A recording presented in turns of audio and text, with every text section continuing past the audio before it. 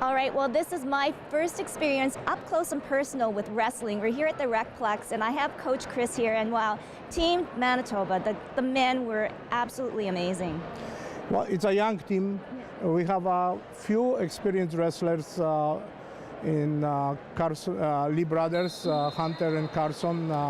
They train and live in Flin Flon, so they're not a Winnipeggers, but the rest of the team is based in Winnipeg. And they are young kids. They range in age 16 to 18 years old. And they're trying to do the best since we got a games in the home province and have a best showing they can possibly show. What is the criteria for picking these kids?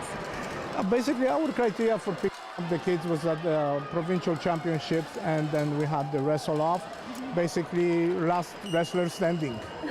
So it was an elimination process. They wrestle, and you can continue winning. You're staying on, and if you win, the final match is 2 out of 3. If you win 2 matches out of 3, you are placed on the team.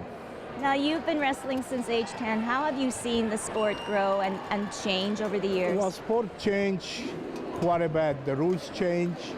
The popularity of the sport sort of diminished a little bit, but the strongest part of wrestling comes from Europe. Europe and Asia, that's what the strongest wrestling is right now. And for these games today, Kris, what does it mean to your athletes? A stepping stone, do you see Olympic potential?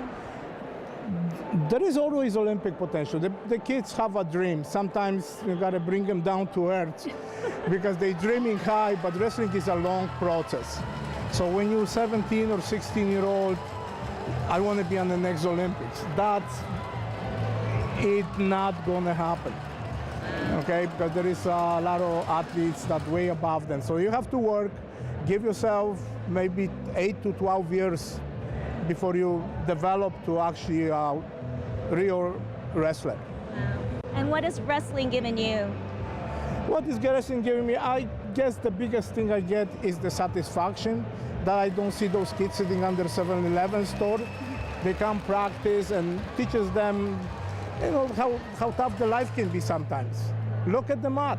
You know what? There's some matches that they can win. There's some matches that they shouldn't win.